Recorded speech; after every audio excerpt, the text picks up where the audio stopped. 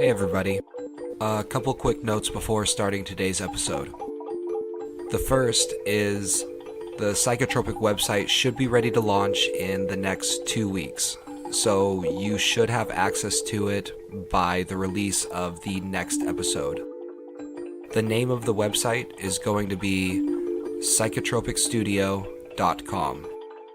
I'm not exactly sure where I'm going to take it, but for the time being, I'll be using it as a way for you to contact me, as well as a place to sell psychotropic swag, which leads me into the next thing I want to touch on.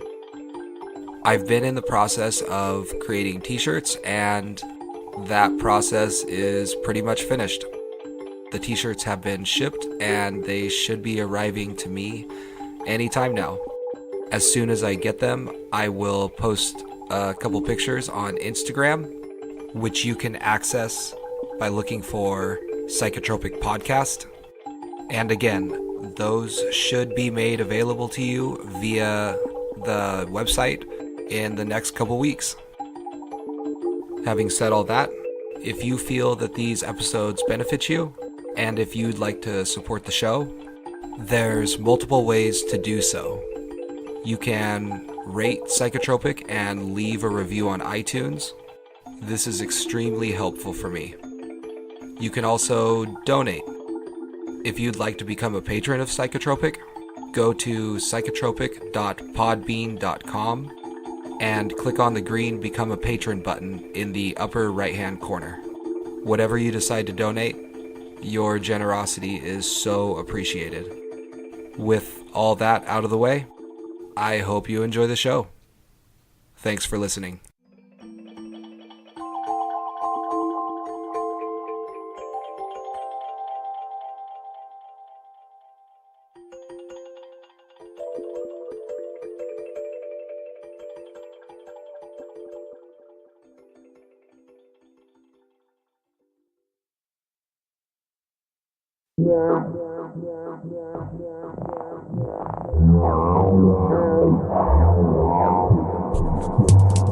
What's your relationship with alcohol? I would say over my history, simplified, it's a roller coaster.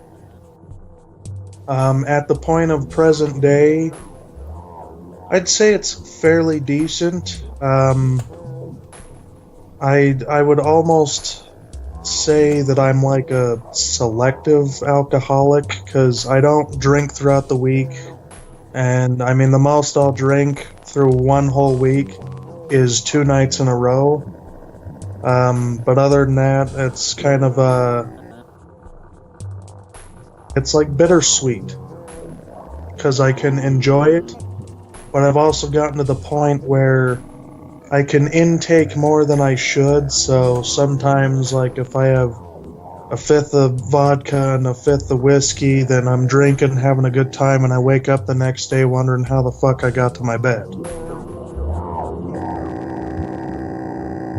Psychotropic presents Lord Alcohol.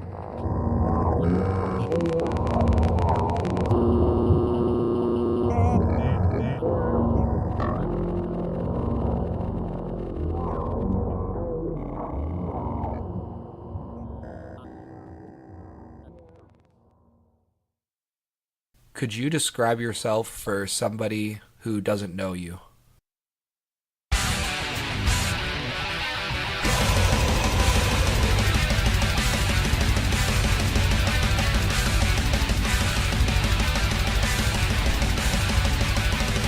A lot of people tell me that I'm very monotoned in the way I talk, which, if I drink, that definitely changes.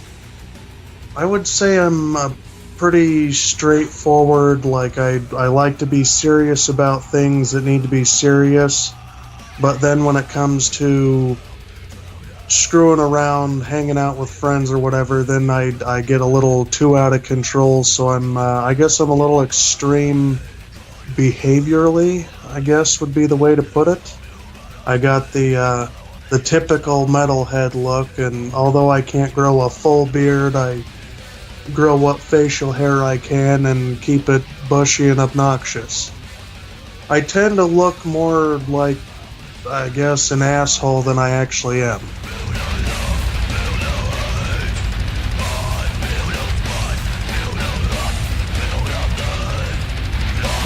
See, I started off drinking. I think I was like 12 years old. Well, technically before that. Just a minor little backstory.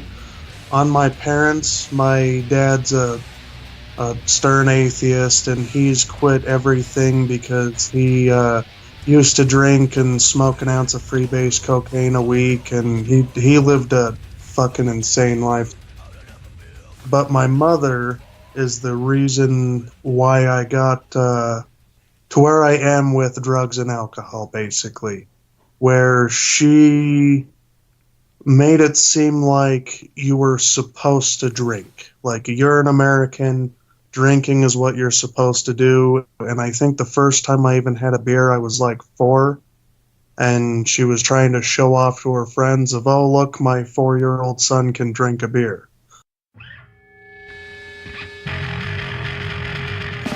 So around 12, I would hang out with other metalhead friends, and we'd go hang out, and what do a bunch of 12-year-old, 13-year-old metalheads do? Well, they crank up the metal and they drink a bunch of rum and vodka and whiskey and beer and get fucking trashed and hit each other and smash into things and that kind of crazy shit.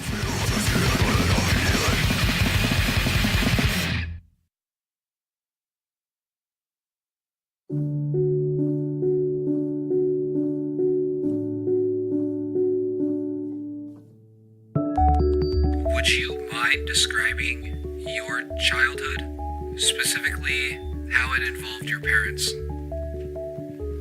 Well, I'll tell you, it's not a happy sunshine story. Because basically, minor backstory so that you can understand why my parents were the way they were. They're divorced now. They've been divorced for quite some time, but my parents are the way they are now and back then because the only reason they got married is it's like the first time my dad went out with my mom, he got her pregnant with my older brother. And then that caused, I wouldn't say a forced marriage, but a not thought out marriage. And so with that, 6 years later I come out and I get to deal with the backlash of 6 years of a shitty marriage. The big problem with that was my dad used to be, he's lived a wicked lifestyle, like hanging out with bikers, and he was actually in the military as well. He was in the Air Force, and he had his days of dealing cocaine and all this stuff, so he lived this extremely insane life where he finally had to change his life around because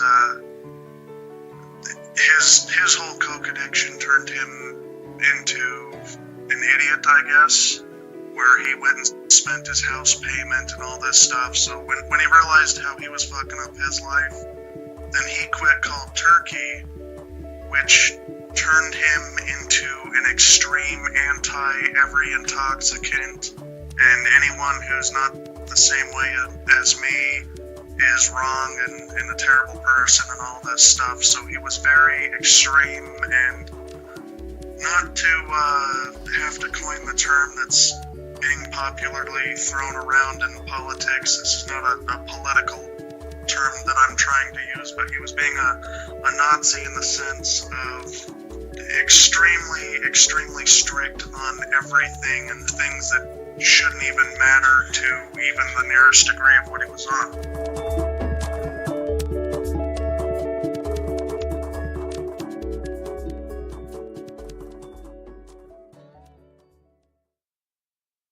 The first time I actually got drunk, and it's kind of mildly a funny story. I was hanging out with this guy. He had been my best friend for a couple years, maybe longer at this point. Kind of the guy that got me into the whole metal scene, like as heavy, well, not as heavy as I am now, but we like to go party at friends' houses, all that stuff. And so one time he's like, "Oh, hey, let's walk over to this guy's house. They're hanging out, having a get together." And we go over to his house, and everyone was hanging out in his garage. And so I was kind of new to everything at this point, and they just kind of had music going. Everyone's hanging out just fine, and it was like basically as soon as we go in, they start handing out beers, and they had like a fucking Shasta bottle, like a 2-liter Shasta bottle, and it was filled with a red liquid. And I'm thinking, cool. And they're like, "Oh, this is rum and like Hawaiian punch or some shit like that, some kind of red Shasta drink." And I'm like, "Okay, I'll take some." And so they hand it to me, and I start downing it like it's a cup of water, and then the rum flavor starts to hit me, and they're all looking at me laughing because I don't think I had drank liquor at this point at all. And the flavor hits me, and I'm like, holy fuck, this is the most disgusting shit on the planet. And I look over at one of my other buds, and he's holding a can, and just the way the light hit it, it looked like a Sprite to me. And so I reach over and rip it right out of his hands, and as he's standing in shock and awe, like, this son of a bitch, what the hell, I start chugging it just to realize it's a disgusting-ass natty light. And it was, from that moment on, I'm standing there kind of just surprised at what the hell with this flavor concoction, and then it starts to slowly seep in. And that's when they're like, okay, well, everyone else starts getting as hammered as they can and crank up music, and then it just turned into pretty much fun from there. I mean, the only unfun thing was tasting the rum and the shitty beer, and then it was get even more drunk and start moshing in the garage.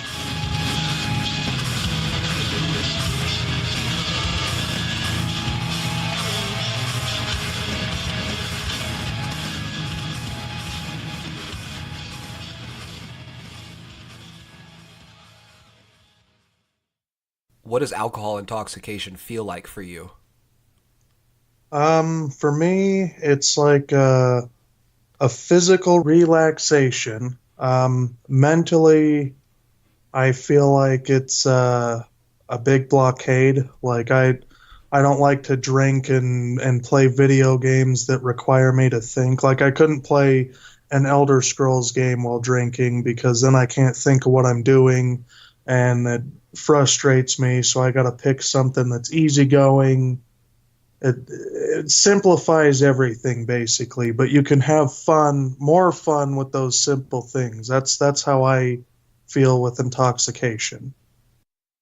I don't like the kind of the blockade mentally and visually because I don't get necessarily blurred vision. It's more like it's like lazy vision. Like my eyes just don't want to focus as much. I don't like the after effect of not like the next day, but like after even just drinking a beer or a shot or two, it kind of ruins food for me. Aside from sometimes I'll crave like Taco Bell or some shit like that. But if I planned out like having salad with dinner, then it kind of ruins good quality food. Like it could be cooked wonderfully, but it just doesn't taste as good. And I don't like that I've done some stupid shit while drinking because in my drunk brain I'm thinking this is a great idea, and then sober brain comes along and goes, "Holy fuck, what the hell were you thinking?" Can you describe one of those moments? Yeah, actually, this is a moment I still cringe to this day. and it was a couple years. It was like 2016, and I'm hanging out with this guy. He was a punk rocker kid, and he'd have a bunch of people over and have parties, and it was pretty fun. And he'd like to show off to me all of his firearms because he knew I was a firearm enthusiast. And what makes me cringe the most is I'm sober me is a hard ass about firearm safety. Well, drunk me, like he's showing me some kind of Mossberg I think he had. And I remember asking him, or not asking him, I remember telling him that I needed to have a firearm that was empty because I'm not going to mess around with a gun that's loaded after drinking. So I'm thinking I'm already ahead, I'm being smart, and so me being a dumbass, I'm just, I guess, screwing around trying to be funny. And so I start acting like I'm all special forces and ducking behind his stove and popping out and aiming the gun around. And he's like, "Holy shit, dude." I'm like, "What? It's not loaded." And he walks over and pops open he racks it back and shows me there's a fucking shell in the chamber. And I was like, "Holy shit, dude." Like, that could have been, one drunk night led to me accidentally fucking blowing people to bits over some stupidity when sober me wouldn't have even joked around that way. So that's one of the worst, more cringy things.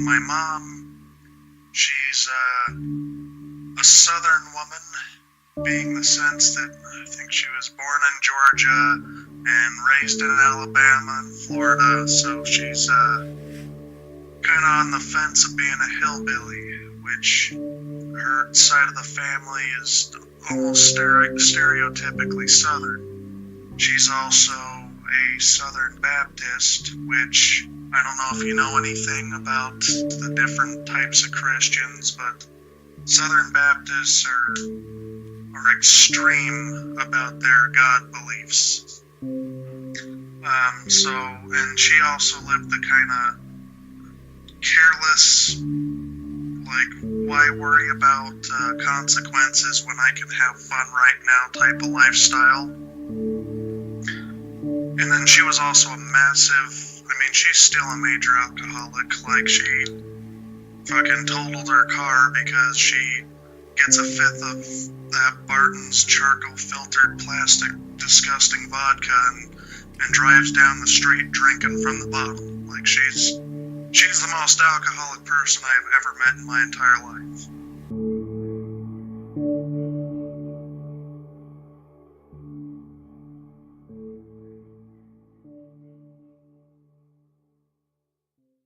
Has there been an instance where alcohol has benefited you? A couple times, and they're kind of short instances.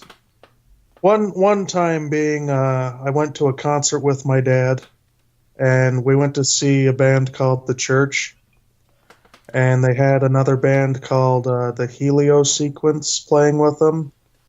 And after Helio Sequence played first, and I'd never heard of them, and I thought, oh, they're actually pretty fucking cool and all this. They're not metal, just to clarify. They're, I don't even know what genre, but they were good.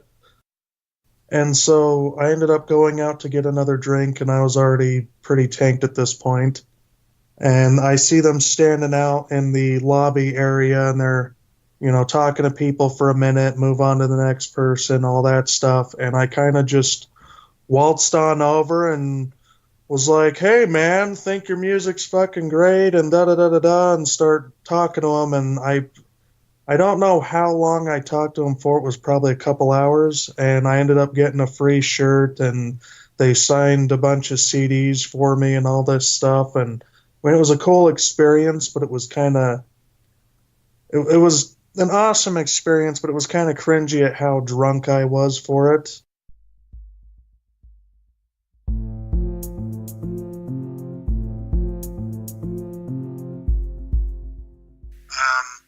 So with my dad, the his anti all that shit and his basically asshole demeanor, which I gotta state too, he has drastically changed. Like now he's a way better person. I don't want to paint a picture that he's some horrible person today type of thing. But his way of dealing with my mom drinking was to just not be around type of thing. He would stay and work, like he'd go to work before anyone would wake up, and then he would stay to work until after 10 p.m. because he owned his own business and he could make up his own hours, and well, he didn't get paid hourly, but he could go into work and be there as long as he wanted, and it didn't matter. So he would do that. And then my mother would basically just get trashed all the time and try to force religion, while at the same time when she would drink, it was like every day it was a 50-50. You either get fun drunk mom or you get scary drunk mom, which scary drunk mom, you know when that was happening because she'd start getting mad at you for absolutely no reason. I actually, as a child, had to defend myself against her, and we used to have a golden retriever and an Australian shepherd, and I would actually get so terrified because she was violently abusive, and not like a smack upside the head or anything like that, like literally beat the shit out of me and I'm only 4, 5, 6 years old type of deal. And I would actually run in fear from her into the dog kennel where the golden retriever and Australian shepherd were, and she'd get up to the gate trying to come after me, and they would growl at her and actually try to bite her if she came into the kennel. One actual vivid memory I have is it was a school night, and I think I was 8 years old, and she was playing the Super Nintendo, and it was 1 in the morning. I was tired, and I wanted to go to bed because I knew I'd have to get up for school. And I had stood up from the couch and walked out of the room. Didn't walk in front of the TV or anything. Just walked out of the room, and she had, died. I think she was playing Mario and jumped into a hole and died because she missed where she was trying to jump. And she turns around and starts screaming at me that it's my fault, and comes up and starts just slamming the shit out of me over it. And that was the gist of the childhood with her, was get the shit beat out of you, and then turn around and get toys and video games and rinse and repeat. With my dad, I basically didn't know who he was until about the age of 11 or 12, which would be when my parents first separated and began getting into their divorce.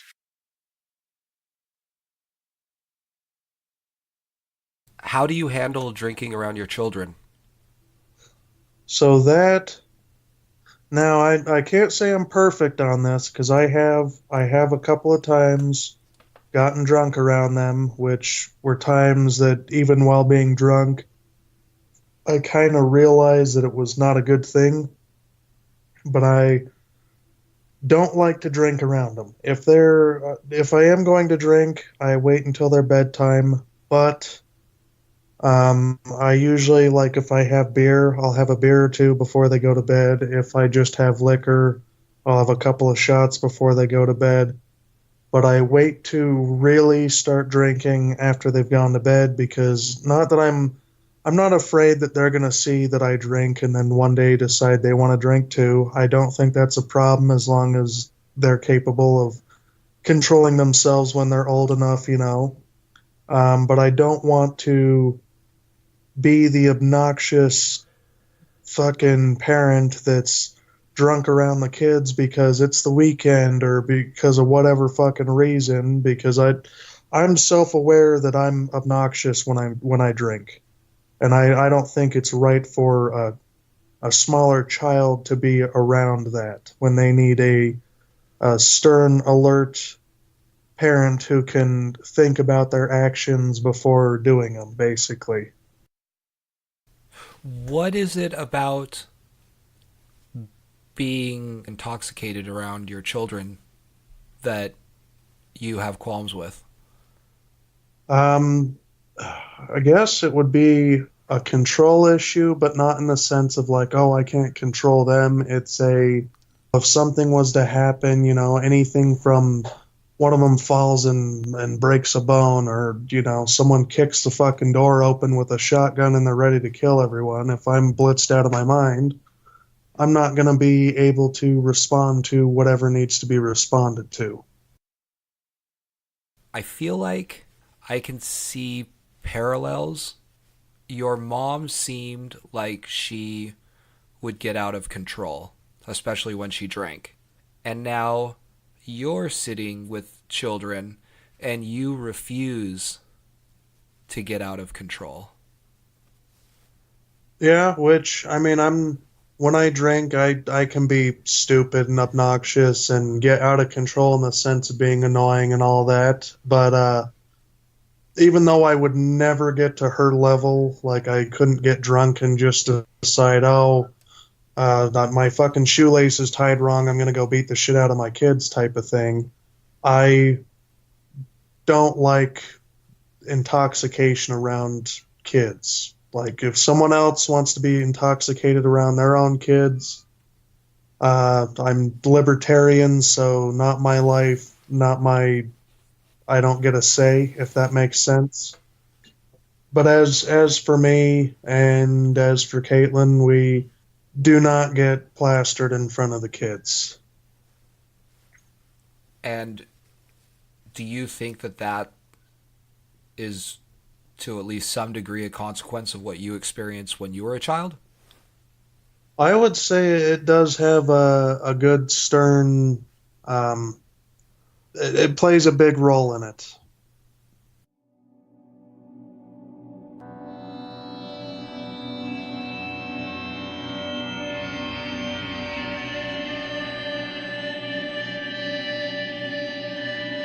How do you think your parents' stance on substance use influenced your perception of it? I think it. I'd say it actually had kind of a drastic impact because they're yin and yang on the idea. My dad, granted, in his day, smoking freebase cocaine, drinking like a motherfucker. He's even smoked pot and all that. He's done a lot of shit, but he sobered up at one point, and his sobriety was everything. Booze, everything except for cigarettes.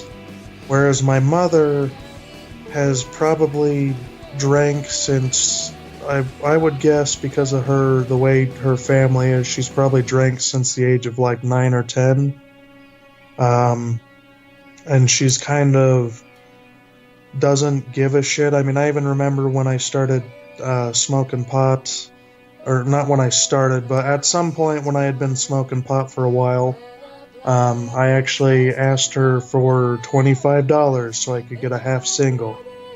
And as soon as I asked her, I'm like, oh, can I have $25? She goes, oh, what's it for? I'm like, I don't know, I want to go to the store. And she goes, you mean you're buying weed? I'm like, okay, yeah, I am. And she just goes, oh, okay, yeah, here's $25. And she's bought me, when I was still underage, she's bought me booze countless times. Like, even if I didn't have the money, honestly, I could just tell her, hey, I want a bottle, or I want a rack of beer or something. And as long as she had the money, she'd go, okay, and go and buy it. So it was a real polar opposite ordeal, but because of having issues with my dad growing up where I didn't feel like family to him because he was so much out of my life, whereas my mom, even though she was not a great parent or close to, she was around more often, so it's kind of like it helped push me towards the idea of, oh, well, fun, nice people who, well, maybe not completely nice, but people who are going to associate with me are going to be down to drink and all this stuff. And so that kind of opened the door wide open for me to jump into drinking and smoking and all that stuff.